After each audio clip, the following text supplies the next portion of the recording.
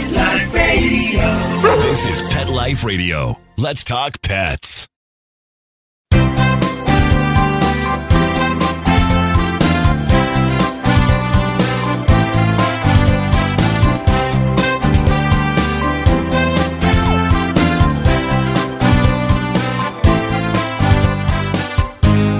And welcome, good morning, good afternoon, whatever the case may be, wherever you are. I am Jeff Werber, your host for the next 30 minutes here on Pet Life Radio's Ask the Vets with Dr. Jeff. We are live, so anything you want to give us a call, talk to us about, ask me questions, AMA, ask me anything. You can reach us here at 877-385-8882. Once again, 877-385-8882. And we can talk about anything. So it's free advice. Nothing wrong with that. Free is good. And if you have any issues you're having with your pet, something that maybe you just don't really quite understand. Sometimes, I find that people don't understand the logic of certain veterinarians when they are approaching a case. What tests to do, why to do.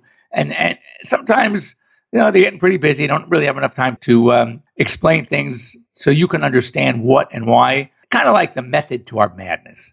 And yes, many of us are mad. So we have a method to what we do and why we do it. And so we're here to help you just kind of sift through all of those challenges as we're trying to work with your pets. So as you know, I like to peruse the news. And of course, we're going to talk about, when we come out of break, the second, we're going to talk all about Halloween. It's coming up. This coming Thursday, it could be very dangerous and scary for our pets. And we have to just kind of be prepared, know what works, what doesn't work, what you can do, what you can't do, what you should do, and what you shouldn't do. And we'll talk about that. I wanted to, just some stories caught my eye. And then I'm going to talk about some other things. I had a very, very bizarre case. Unfortunately, it didn't end well. Sent it to, literally two of the top specialty clinics in LA. They really couldn't figure it out exactly, but their suspicions were pointed to the same thing. So when two different groups come up with the same suggestion, probably is the case. Anyway, I found this to be sad. Sad because I love cats and I love big cats. As many of you know, I took a safari in July. It was amazing.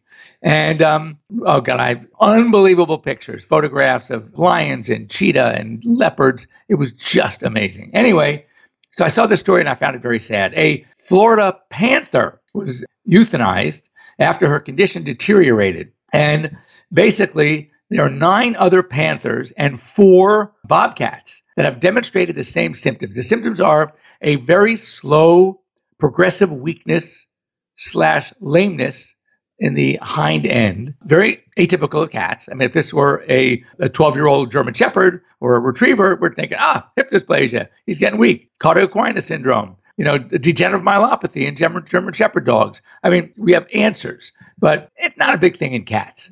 So the fact that they're seeing it in 9 other panthers already and 4 bobcats is leading authorities to be very wary. They are monitoring and exploring some of the causes. They're thinking they might be something like a nervous disorder, a toxin that these cats are getting a hold of. It could be some sort of infectious disease that is new and they don't know exactly what it is, or a nutritional deficiency. Why all of a sudden? We have no idea. It's kind of like, maybe things are changing. Maybe a particular food or a vitamin or a mineral that they were getting, they're no longer able to get. Who knows? But they're exploring everything. But that's really sad. And there's very few things, in my opinion, more stunning than these big cats. How they move, how they hunt. And if you see them up close and personal, as I did, and then you look at your house cats, your domesticated cats like mine, and I have 5, it is amazing how similar their actions are, their movements are, their expressions. It's amazing to see. For any of you who have not done that, and you are clearly animal lovers, or else you wouldn't be listening to Pet Life Radio, you should put that on your bucket list 100% to get to South Africa, Tanzania, Kenya, wherever, to go on safari. It is just remarkable. Speaking of cats, and speaking of big cats, here's another story that caught my eye, and that is that a large cat was captured in North Carolina on their wildlife cameras that they put in certain parts of the state, especially in the central part of North Carolina. And they believe that this cat is an African serval cat that escaped from its home. I guess they're legal in North Carolina, a year earlier. And now the concern is if they're picking it up on camera, first of all, it's been surviving. And that was unreal and doing very well. They think it's living on small animals, small mammals and rodents. And that's what they are. They're hunters. And serval cats are pretty cool. They could be up to, 40 pounds. So that's a pretty big cat. Anyway, escaped from the owner a year ago. But now the big worry, the big concern is that now that it's close to these cameras, that means it's close to roads. And if it's close to roads, they're afraid that either it could be hit by a car or apparently people hunt animals in North Carolina and I'm sure many other parts of the country, and they're afraid that this cat might be shot. Maybe because it is a large cat. They might think it's a bobcat. They might think it's wild. Who knows? That worries me. So the owner, he was notified because he had reported that his cat had gotten loose. And so he's basically letting people know to be very, very, very careful. Don't shoot my serval cat. A couple of things that I wanted to talk about: pet sitters. And something happened to one of my patients, as I noted early in the show. And very, very challenging case. The dog, a small Pomeranian. And when I say small, I mean like 2 pounds. And a 2 pound, maybe 2.5 pound Pom that presented with excessive urination, drinking a lot, and urinating a lot. And the urine was very dilute. Well, there are a number of normal diseases that come to mind: Cushing's disease, urinary tract infection, diabetes, where these animals just drink and drink and drink, psychogenic. But there was a weird one here because the sodium, the potassium, and the chloride, these electrolytes that are essential for normal bodily function, were all beyond dangerously low. I mean, very low. Sodium should be in the ballpark of 130. It was down to 98 at one point, 103. It's almost like cellular function can't happen, can't work. And the urine was just urinating out a lot of the sodium, leaving the body with very, very, very low levels of sodium. And there is a very rare condition called SIADH, and that is the syndrome of inappropriate antidiuretic hormone. Large amounts, and it's causing these animals to lose a lot of sodium in their urine, and then they continue to drink because they want to, even though the ADH is antidiuretic hormone, that they have to maintain a balance of sodium and what we call osmolality in the urine. So therefore, despite the ADH, they're still drinking a lot, and therefore they're urinating a lot. But along with the sodium loss comes a lot of solute loss as well. So the urine-specific gravity of this dog was very low, very non-concentrated. Antidiuretic hormone usually maintains concentration. It reads the body's needs and only urinates out the excess. So, for example, when you are out running and getting very dehydrated, the body will release ADH. So it'll say, we need to keep as much fluid as we can. So therefore, we're only going to urinate out the very much excess, and we're going to retain. And that's why urine, therefore, is very concentrated. So anyway, this dog, because of the electrolyte imbalances, was very, very sick. And the signs are either it could come from many things, and it's very, very rare. In fact, when I called one of my internal medicine gurus, he even said, "Oh my God," he goes, I've seen maybe one case in 20 years. I think at one point there were only 9 or 10 cases reported in the U.S. for this condition. So the thought is it's either coming because of a tumor somewhere, maybe in the lungs, a small lung tumor, could be coming primarily from the brain, or it is because of some sort of insult to the body, and a drug reaction is one of those possibilities. And things like, it could be like an Adderall or amphetamine or an SSRI inappropriately given. And the owner couldn't figure out how this possibly could have happened. She thought, about 2-3 weeks before this, she was out of town. She hired a pet sitter through a company, a business that has a doggy daycare business. And also when their customers go out of town, they can provide them with pet sitters. Now, whether the license are bonded, I don't know. But now I'm trying to tell you they should be, because not only did she come by and took care of the dog, not only did she say she was there longer than she was. How do we know this? Because the owner has cameras. She has the webcams for her pets. So she's able to tell by having one by the front door when this girl came and left. Also, this pet sitter had a friend come over, and the place was kind of left like a mess. And at one point they could see that the friend's bag was on the floor, knocked over. And the thought was that this girl most likely had one of these types of medications or drugs or some sort of drug in her bag that this little dog got a hold of. And that is terrible. And ultimately, the dog had to be put to sleep. And it was very, very sad. So it's interesting that most people, when you get these recommendations, where are they coming from? They're coming from other people that you know that use the same pet sitter. They're coming from the veterinarian, or they're coming from a place that might offer. You need to really check the background and don't sign something that says basically we're not responsible for anything. No, that's not the case. You find ones that are licensed and bonded and that know the rules, that are going to care for your pet as they would their own. And if you are not going to get that guarantee, do not leave your pet with a pet sitter. I'm blown away by the story. I'm blown away by the fact that the company, which is a pretty well-known company, is not accepting any of the responsibility. It's going to go to a lawsuit. I can see it already because this pet sitter came from them. And you would think that if they're going to recommend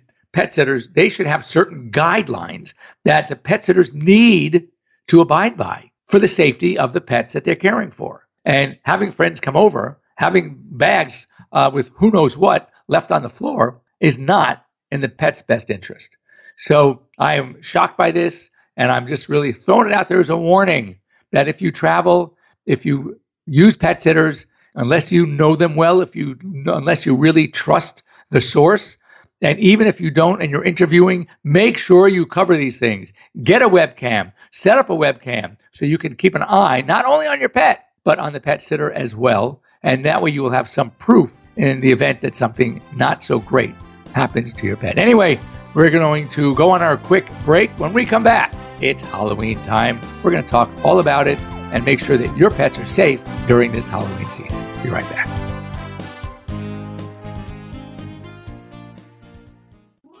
Hey everyone, Michelle Fern here. You know how they say you are what you eat? Well, guess what? Same is true for your fur babe. Did you know that 80% of the immune system is influenced by the gut, and that supporting the immune system through proper diet and digestive health helps your pet to better fight environmental allergies? It's true. I have a grandpa dog, as I call him. Mr. Z is now 14, and over the years, he's had his issues, but lately he's had a lot of allergies. And I've recently put him on a Solid Gold diet, and I have noticed a major difference. His arthritis, doggy arthritis, doesn't seem to bother him as much.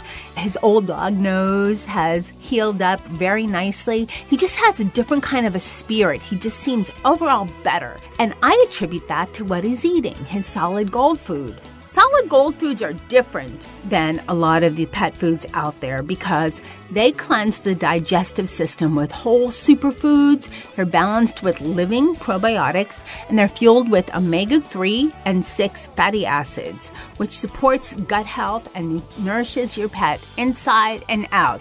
And right now, Solid Gold is offering an amazing offer to all of our listeners.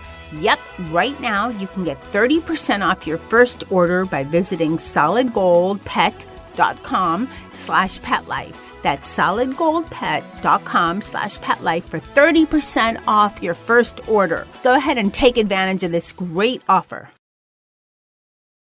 Let's talk pets. Let's talk pets On Pet Life Radio. Pet Life Radio. PetLifeRadio.com.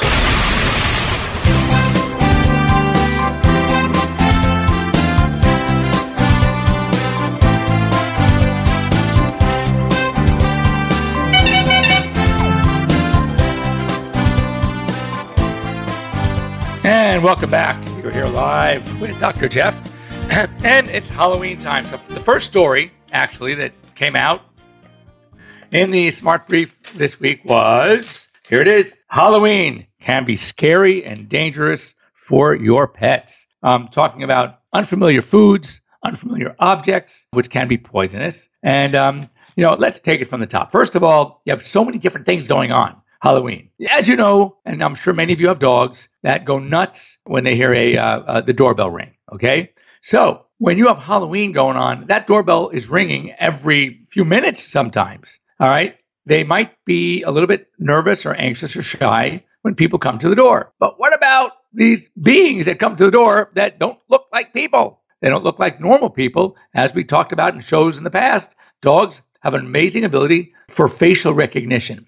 So all of a sudden, they're seeing something that is not what they're used to seeing. So even your normal, nice, happy dog can be not so happy. And you have to be aware that they might try to lunge. Also, because of all this commotion, they might get afraid and they might try to bolt. So some basics of just the doorbell ringing, these interesting, scary beings coming to the door. You might want to, first of all, secure your dogs in a different room someplace else. You might want to make sure they're on a leash and you have control. Do not let them come to the door off leash. And just as a fail-safe, they should have ID. They should be microchipped just for that very rare instant that they might make it out of the door. Now, how about taking them trick-or-treating with your kids? And again, they could be very social. They could be very good with kids, but you don't know if you have a group of very strange, interesting-looking kids coming at you. All right, they're coming the other direction, that you may not know what your dog's reaction is going to be. Now, remember, to the kids, the dog, assuming it's not in costume, we're going to talk about that in a minute, looks the same like a dog. So your dog is really wonderful, great with kids. The kids come over to the house to play, and the kids come over to the dog and pet. Everything is fine. But these aren't regular kids anymore. Now and who knows what they look like. So your dog is going to maybe not react the same way. And it could be a dangerous type of different reaction. So again, exercise extreme caution. Now, what about costuming your dogs? It's really cute. I got to admit, I have some pictures that I've downloaded over the years. I use sometimes when I speak. There are some fantastic dog costumes out there. But I will tell you that, first of all, just to say how many people actually do put pet costumes on their pets. How about to the tune last year of over $3 million spent on pet costumes? That's a lot of money being spent to use one night a year. And again, if your pet seems to enjoy the costume, that's great. If it's a chore to put it on and they're fighting you, I would not recommend putting a costume on your dog. And also, if they're wearing a costume, make sure it doesn't impede their vision or sense of smell. You don't want to cover their eyes or the nose. Why? Because they thrive. They rely on that for their own protection. And if they don't have that ability to protect themselves, their fear factor might increase. And again, your normal, sweet, cute, adorable dog may still be adorable and cute, but not so sweet anymore. So again, you really want to be very, very careful when it comes to things like that. Now, what about the treats? Well, there are so many potential dangers with treats. And, well, first of all, small objects. It's not always trick or treat. It's not always candy that gets. Sometimes it's a little device. It's a little something, a little tchotchke that they give out to occupy the kids, a little game, a little something. Well, if the dog gets into that, that could be dangerous. Of course, one of the most popular types of candy out there are chocolate candies. Me, for one, loves the chocolate candies. So again, we know that chocolate can be toxic to dogs. Yeah, it's a little bit overrated. Yes, it takes quite a bit of milk chocolate to create a problem. But dark chocolate, things with cocoa, a lot less. Baked products are a little less, but nonetheless, you need to be very, very careful. And there are websites. If you put into your search bar a chocolate toxicity meter, it is a little thing where you punch in. First of all, you put in the type of chocolate, your dog's weight, and how much they would need to eat to be a little toxic, medium-sized toxic, and very toxic. So you kind of have an idea whether if it's a milk chocolate candy bar, how much a 40-pound dog would need to eat to start showing signs of toxicity, and how much it would need to eat to become really, really sick, like dangerously sick, like get him to your vet right away. So it's a chocolate toxicity meter for your pets. It's a great little thing to have it accessible on your phones because you may need it at some point. Now, it's not just the chocolate. Dogs' noses are unbelievable. If you took a sealed candy in the wrapper, like M&M's or Snickers, and I asked you to smell it, you probably wouldn't smell anything but a bar of whatever, just it won't even have an odor. To contrast, if a dog were to smell that, a dog not only would be able to smell what's inside, if he could talk or write and you asked him to rank the ingredients in order, he'll be able to do that. Why? Because we have about 5 million olfactory receptors in our noses. Dogs have 200 to 250 million. That's 40 to 50 times the smelling ability than we have. So it's amazing. So when they pick up something and they smell it, even though it's all wrapped up, they know it's something in there that they want to eat, and they don't have the ability or they don't care to unwrap it, leave the wrapper out, and just grab what's inside. They eat the whole thing. So it's not only the candy we're worried about, it's the wrapper and it's everything else that goes along with it. So if it's a lollipop, the stick is going with it. I mean, we have to be very, very careful with our dogs. I would say it's one of the more, this is where it all starts with Halloween. And then we're going to talk about dangers around Thanksgiving. And then we're going to talk a month later, dangers around Christmas. And it is very, very common. At the holiday time of year, starting with Halloween, is festive. It's fun. The kids love it. We want to keep them engaged, but we also want to keep our pets safe. So keep them on leashes. Do not let them by the front door. Make sure they have their ID. If you're going to take them with you, be careful. Keep them on a tight leash. Make sure that they know that it's just kids. Stop if you see a large group. Why don't you pull off to the side, have your dog sit, wait till they pass, and be also warn kids coming up to the dog, be very careful because we know you're a kid, but he doesn't. So therefore, be really, really careful. And have your veterinarian's number handy. Have your AirVet. If you haven't downloaded it yet, you can reach us on AirVet and tell us what the dog ate, what's going on. We might be able to help you. If not, send you to your local emergency center. Anyway, that's all we have time for. Thanks for joining me here on Pet Life Radio's Ask the Vets with Dr. Jeff. If you want to get a hold of me, if you want to ask or talk about anything, you can reach me easily. Dr. Jeff at PetLifeRadio.com. If you have a medical question, you can text it to me. If you need immediate care, you can reach me on or reach one of our AirVet docs on AirVet, AIRVET. Download it, have it on your phone. It's a great thing to have. It doesn't cost you anything to download, and your first call is free anyway. So go for it. And other than that, we will be here next week, same time, same channel here on Pet Life Radio. Ask the Vets with Dr. Jeff. Have a great week, everybody. Stay safe this Thursday. See you next week. Let's Talk Pets, every week on demand, only on PetLifeRadio.com.